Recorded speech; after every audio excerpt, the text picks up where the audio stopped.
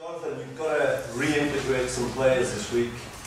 2 questions: how many players, and how difficult will it be? Yeah, it's going to be difficult because they play a completely different way to what we do. So everything, even down to sort of things like ball placement, are different. So it's a question of trying to reintegrate them into the Ospreys way. But our selection will be dependent on how much game time the boys have had during the campaign, how fatigued some of them are. So we feel that we're in a pretty strong position with the group of boys that haven't gone away to Wales. They're playing some good stuff, so yeah, we will drop them in as and when we see fit. Last year you had the Heineken Cup to think of, I suppose, but you put pretty much the whole first team back out and lost. Yeah. A lessons learned from that is a different situation. Well, for the last 5 years we've tried a multitude of ways how to do this. We put half in, half out, playing none of them, and every year it seems to have its own issues. But the bonus this year is that we've consolidated our position in the league with the Ospreys that are left here, and they've played well. So we're in a pretty strong position here. So that's the way we're going to go about it. Do you know what sort of physical shape they're in coming back? Are they all 100% or a few of them now? Well, a few of them have got bumps, bruises, some niggles. It's what we learn is about playing in the Six Nations. It's mentally quite taxing, and the French game was a physical game, and a few of them are got some bumps and bruises, but we look after them as we see fit. You sort of hinted you would do it differently, but and you've done it different ways over the last 5 years. But have you learned lessons from last year? Is it something that you look back at and think, right, we won't do that again? Yeah, we one year, I think when we won the Grand Slam, we decided, because there was 13 of our boys in the starting lineup, we said, right, the easiest thing to do is we use the Wales calls, do the Wales thing, everything. And that worked for us for 1 week, and then a couple of weeks later we played Saracens, and it didn't work for us. So I don't think it is the right way. I think we're in a pretty unique situation in terms of such a large majority of our squad going away, that we have to suck it and see, and what we've tried to do is to make sure that we are strong at home, that we are strong here as the boys who are left behind. So therefore the boys coming back don't have to be the backbone of our team. They can fit around it, and it's a lot easier for them, and it's a lot easier for us. So a lot of credit's got to go to the group that's left here.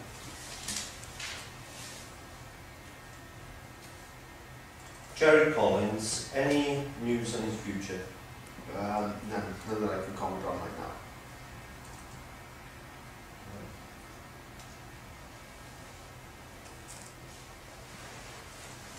John, Ryan Jones in Six Nations, regarded as one of the success stories. What do you make of his performances? Outstanding. I thought he was pretty unlucky not to miss out on the first game. He's played 4 and 8 for us, and been regarded as man of the match in both of those positions. I think he's a fantastic back 5 player, and I thought, for me, I thought against France, he was absolutely outstanding. And he's hit a rich vein of form, and yeah, nothing but praise for him. We've got the option of using him in 4 for the rest of the season, haven't we? Yeah, we feel we get pretty similar games from him. Whether he plays 4 or 8, he's obviously a little bit more fatigued at 4 with the scrummaging aspect, but he's one of those modern day back 5 players. Are there any signs in the 11s maybe finally returning to form, getting a bit more involved in some of the games over the Six Nations? Might that affect what happens with Ryan? Yeah, I think it's been, people understand that he had a horrific injury, and during his 18 months out, the game also changed quite dramatically. So he's not only trying to get back to where he was, that was no longer not good enough. He had to get back to where the game is, and that has taken a period of time. And our conditioners have been fantastic. The start of this year, he was still 25% down on his power output. Now he's back to those levels he was. He's one of the most explosive and powerful athletes in the world squad. And if he was to go back in now, he still would be there. So there's a lot of work gone into Ian, and we are seeing the fruitions of it. I believe he's an integral part of our line-out. I think he's getting back to the type of athlete and rugby player that he was, and we're delighted with his progress. So does that impact on what happens with Ryan as well, if he is becoming more of an... I felt during the Six Nations he was playing a lot better than he was, say, in November, December, and possibly harder to leave out of your first choice line. Look, it's a very, very competitive environment here, and it's not a question of leaving people out when we all start at 15. We're going to pick a team that we believe is best for each game, individual game, and that may be Ryan and Alan Wynne, maybe Ryan and Ian, maybe Ian and Alan Wynne, maybe Goffey and Ian. Depends on what we feel is right. We feel that we are pretty blessed in this back line department, and we will go with that. Shane Johnson, he's committing his future to the Ospreys. How big a boost with that? Oh, it's splendid. He's, as you say, he's an iconic figure. He's the type of kid who can turn the game in his head. That's why he's so important to Wales, that he can create something out of nothing before him. And those people are worth a lot of money. It's not just what he gives us on the field. And, we're creating the culture of the Ospreys that we're trying to promote from within. We're trying to promote our staff from what we believe are the right cultures and right values. That's why Andrew Millwood, Steve Candy and Andy Lloyd are being promoted within the management structure. And we hope that the idea of Shane staying here is to be here beyond his rugby career, and that he is part of the Ospreys for a long, long time. Got a couple of players leaving, James Sutton, who obviously announced the leaving there this season, but do you expect them to want to leave the trophy? We hope so, yes. They are Ospreys. They won a lot of things here, and when you leave a club like this, you want to leave with good memories, and I'm sure that the players will be fighting hard to get in the team, and make sure when they're in the team that we are successful. You may be the wrong person to ask this, but to sort of get a run at 10 in the next couple of months, or is that? Nothing changes for us yet. We said all the way along that Dan Biggers, the future for us. We like what he gives us, and we like the fact that when they play together, they change, and we believe that's what we get the best in teams from. And we're happy with the way that goes. Doesn't know. That's a no. Our policy is the same. What have you made of James during the Six Nations run? I think he's been fine for it. I think the way they play the game, it's fine for him to be there. We have a slightly different philosophy that we feel that he's probably a bigger threat than a second receiver, but that's just a different philosophy of how we want to play the game. I'm not saying it's right or it's wrong. It's what we've said all the way along. It's what we will continue to do.